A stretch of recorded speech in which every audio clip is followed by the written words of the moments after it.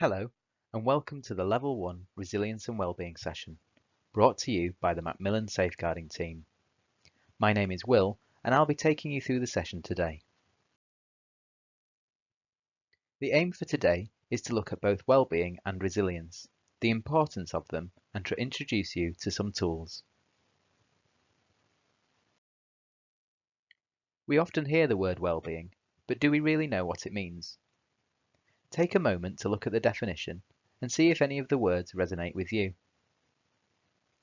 Wellbeing is unique and individual for everyone, in particular when we're thinking about ways in which we look after our own well-being. It's important to acknowledge early on that what works for some may not work for others. Just know there is something out there for everyone. We often just need to be patient with ourselves in order to find what works. At Macmillan, we know the best way to support people affected by cancer is to have healthy, happy and engaged staff and volunteers. That's why we feel it's important to be right there with you, to help you find what works for you. Our emotional well-being can have its ups and downs, especially when supporting those going through traumatic life events such as cancer. Let's now have a look at some key pieces of information which may help you look after your own well-being. It's okay to say no. Just because you can do something doesn't mean you always should. It's easy to become overwhelmed or feel burdened by the things we've agreed to. There are so many reasons why people want to say yes to requests, but often those reasons are based on the recipient wanting to help, support, or please the requester, and not actually reasons for the recipient themselves. And whilst we might be able to say yes to that request in theory, at what cost does this come to ourselves? Does it make it worth it? Can we put the task off rather than just say no? With this in mind, when you yourself make a request of other people, can you add in the simple line of, "It's okay to say no," and see what difference it makes? Knowing our limits. Sometimes we can feel stressed or burnt out because we have too many commitments to keep up with. Perhaps we've said yes too many times. Balancing your responsibilities with time for hobbies and relaxation can be tricky, but it's well worth the effort. To stay on top of everything, make sure you plan ahead and be sure not to overschedule your time.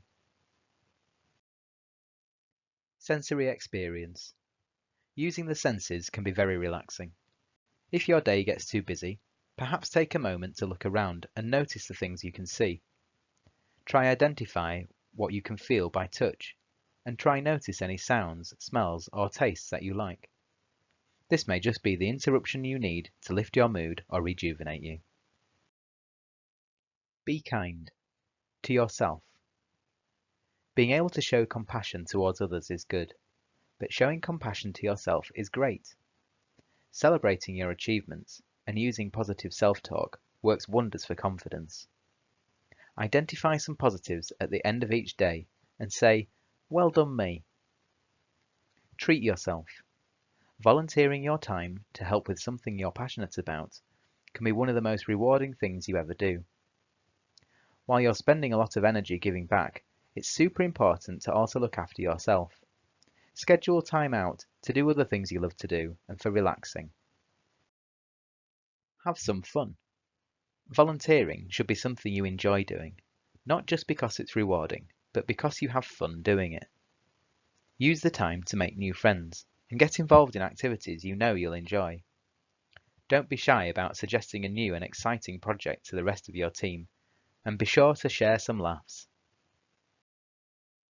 Find your favourites.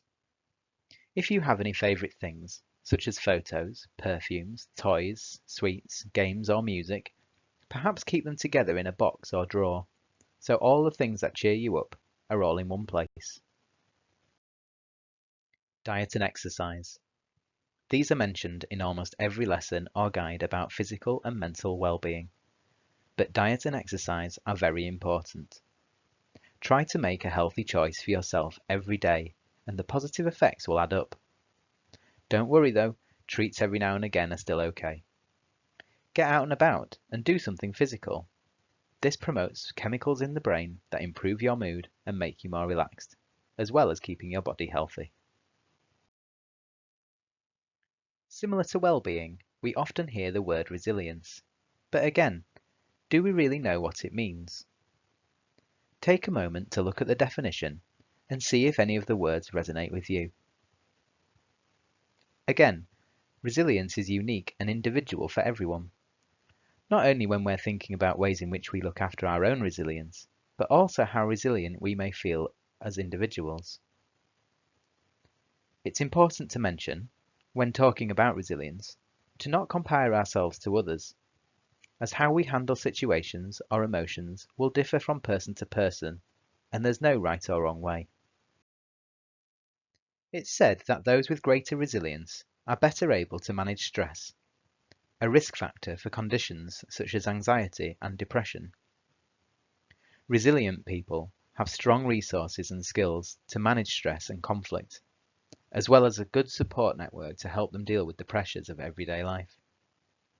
Who can you think of who is a resilient person? It could be someone you know, or perhaps a famous person or public figure. I want to introduce you to something from the Stephen Covey book, The 7 Habits of Highly Effective People. This is the circles of influence. The idea behind this tool is to encourage us to only focus on concerns we have control over. If we have a problem or concern, it can help us to unpick the task ahead of us and what we can do to complete it, whether we're working with others or just on our own. This method could also help us break bigger tasks down into smaller, more manageable chunks. Control. This represents the things that are absolutely within our control. Influence. This represents the things we can influence but cannot control. Let go. This represents the things we have no control or influence over. To put this into practice, let's think about someone's cancer diagnosis. We have no control over the diagnosis itself, so we have to place that in let go. Next, let's have a look at the support we can give them at Macmillan. We can work to influence governments in terms of service and funding provision for someone with a cancer diagnosis. And for control, we can control the impact we as individuals have on the person living with cancer. So, for example, offering the best support or service we can. Another model we can use is Batari's box. This model helps us understand how our own attitudes and behaviours impacts on the attitudes and behaviours of the people around us. When we're feeling motivated and positive, we smile, we compliment our team, and we empower those around us. When we're feeling negative, the reverse is often true. We can be impatient, we get angry at our people, and we might even yell or argue. Unless we break the cycle, the negative behaviours can come back on us and often make a situation worse. On the next page, we've set you a challenge. Take a careful look at the page, watch the animation, and jot down the first thing you notice. Are you ready? Steady. Go. I wanted to show you something I've been practicing.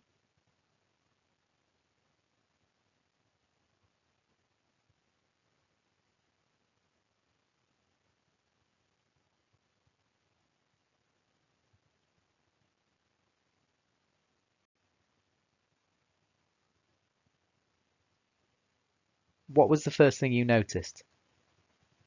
Generally, the first thing people will notice is the one sum that was calculated incorrectly, and not the 11 sums that were correct. We can often be programmed to seek out the negative first, and the positive second, if at all. Moving forward, try make a conscious effort every day to pick out any positives there are, and not only that, try focus on them first. We all know life can be busy, and sometimes it gets us down. To help us into a more positive mindset, one thing you can try is to practice gratitude. In particular, looking for positives in what may usually be seen as a negative. Rather than feeling down about all the rain we get in the UK, realise that by living in a country where it rains a lot, we have a very green environment. and that is something to be grateful for. You can do this at whatever time of day works for you, perhaps the time of day where you can sometimes feel low. This program has been focused on raising your awareness of well-being and resilience, so you can be aware of how important it is to look after yourself, and also so you have the knowledge and tools to be able to help you do that. Congratulations! You have completed Level 1 in Resilience and Wellbeing at Macmillan. Thank you for completing the program, and of course a huge thank you to you too, for all your hard work supporting the lives of people affected by cancer. If you would like to know more about safeguarding, or would like to arrange face-to-face or bespoke training for you or your team, please contact your line manager or the safeguarding team by emailing safeguarding@macmillan.org.uk. Thank you.